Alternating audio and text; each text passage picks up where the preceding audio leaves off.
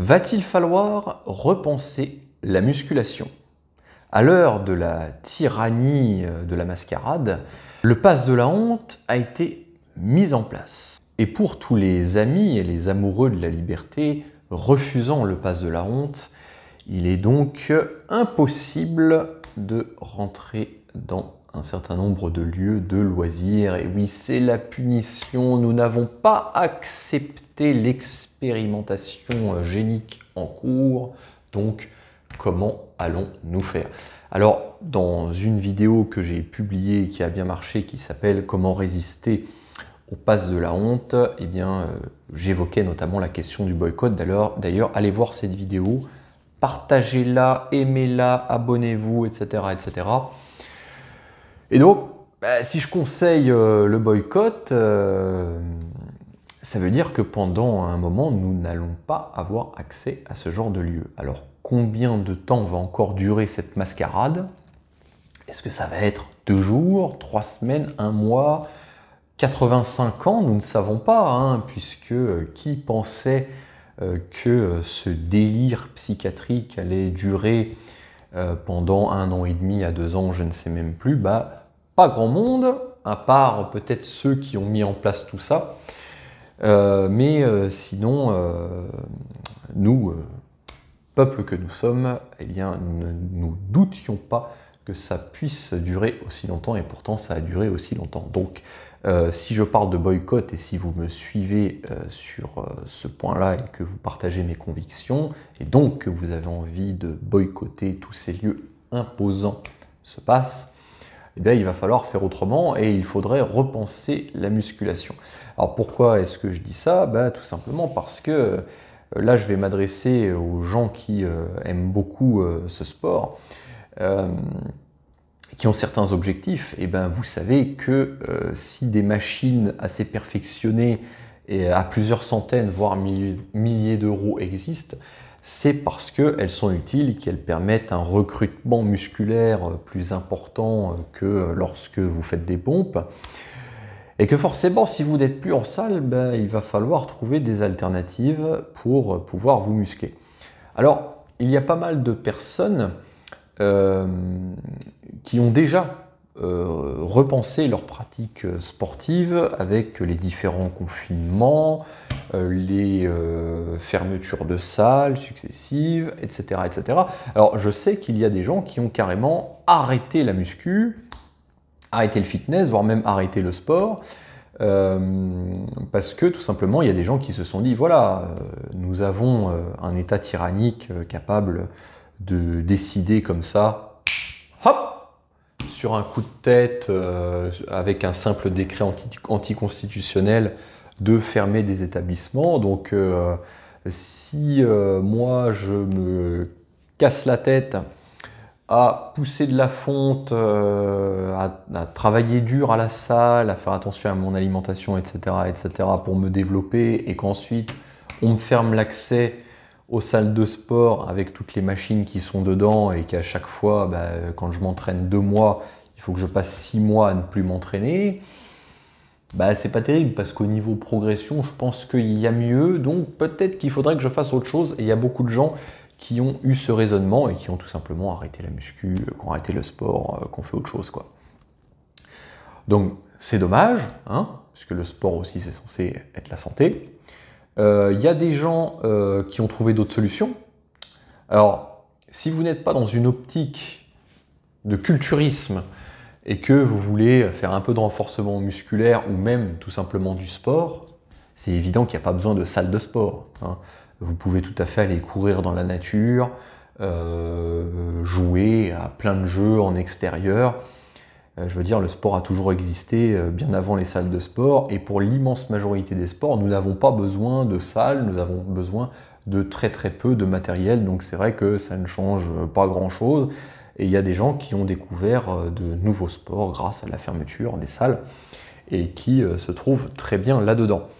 Par contre, les gens qui sont plus dans l'optique culturisme, hein, quand je dis culturisme, c'est pas forcément la compétition, c'est la musculation dans un but d'amélioration de l'esthétique. Là, c'est plus compliqué parce qu'on sait très bien qu'il faut travailler les muscles d'une certaine façon et qu'au bout d'un moment, quand on fait des pompes et des squats au poids de corps, eh bien, on arrête rapidement de progresser, ça marche bien la première année, et puis après, il y a quand même besoin de charge additionnelle. Alors, qui dit charge additionnelle dit matériel, ne dit pas forcément salle de sport, mais ça veut dire qu'il va falloir s'équiper. Alors s'équiper, ça veut dire acheter des poids, acheter des bancs de musculation, ça demande de la place, et c'est un peu l'une des contraintes. Donc si vous avez la chance d'avoir beaucoup de place chez vous, je ne sais pas, par exemple une grande pièce qui ne vous sert pas, ou un garage, eh bien, vous pourrez investir petit à petit dans du matériel, ça c'est bien.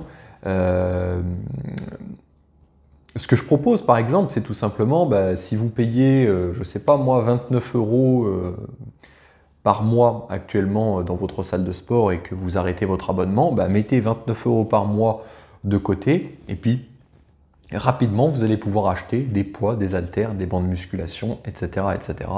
Et en fait, quand on voit au bout d'un an tout l'argent dépensé dans la salle, on voit qu'on aurait déjà pu s'acheter un minimum de matériel pour s'entraîner. Si vous n'avez pas de place, c'est plus compliqué. Moi, je vous propose les parcs publics. Il y en a certains. Donc, si vous habitez dans certaines communes qui disposent de parcs publics, pour l'instant pas interdits encore, pour l'instant, vous pouvez encore vous entraîner donc, sur un certain nombre de matériel qu'il y a là-bas.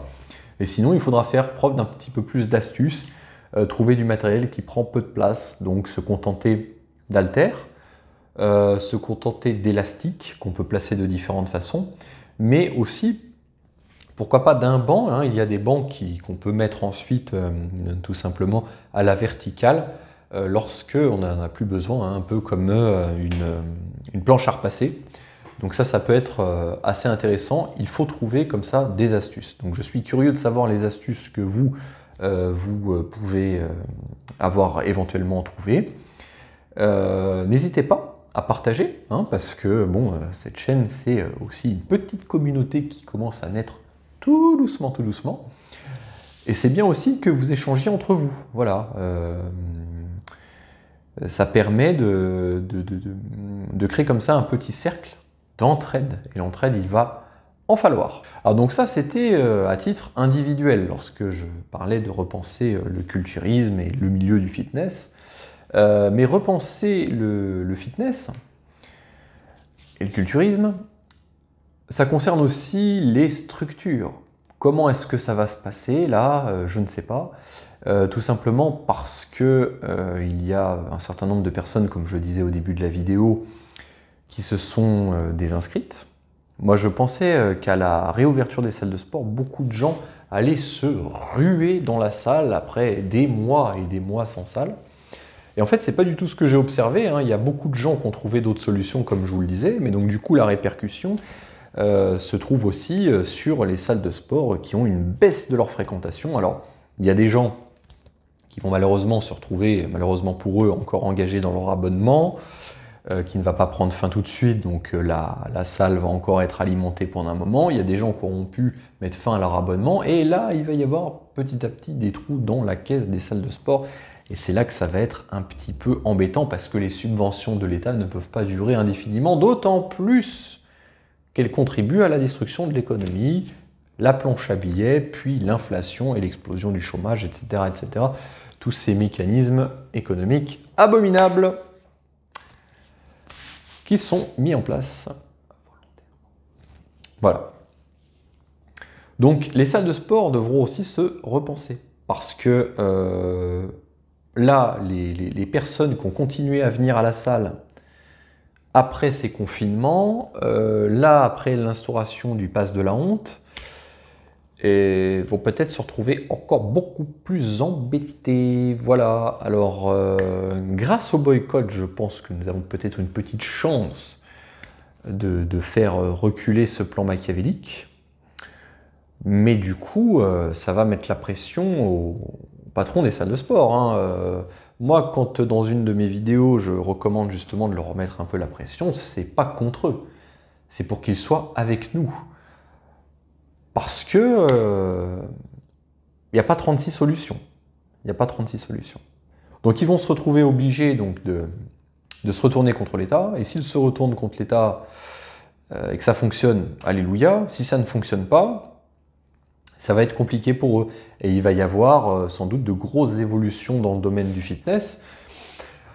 Il y avait une évolution majeure ces dernières années parce que c'était un domaine qui avait littéralement explosé. Hein. Bon, je veux dire, ce milieu-là, il y a 20 ans, ne fonctionnait pas, était encore peu connu, ça a mis du temps, c'était quelque chose de marginal. Et puis ces 10-15 dernières années, il y a eu une véritable explosion du marché, il y a eu une révolution dans le domaine du fitness. Il risque d'y avoir encore une révolution dans le domaine du fitness et donc il faudra suivre ça à l'avenir. Je suis assez intéressé à l'idée de connaître votre point de vue là-dessus. Comment est-ce que vous imaginez que ça va tourner pour les salles de sport, pour le milieu du fitness, pour le milieu de la musculation, pour le milieu du culturisme? Dites-le moi en commentaire. Voilà. Sur ce, j'espère que ça va. Bon courage dans ces temps difficiles. Voilà. C'est dur de vivre au Tyrannistan, ça c'est clair. Donc force et honneur à vous tous. Et à très bientôt sur ma chaîne.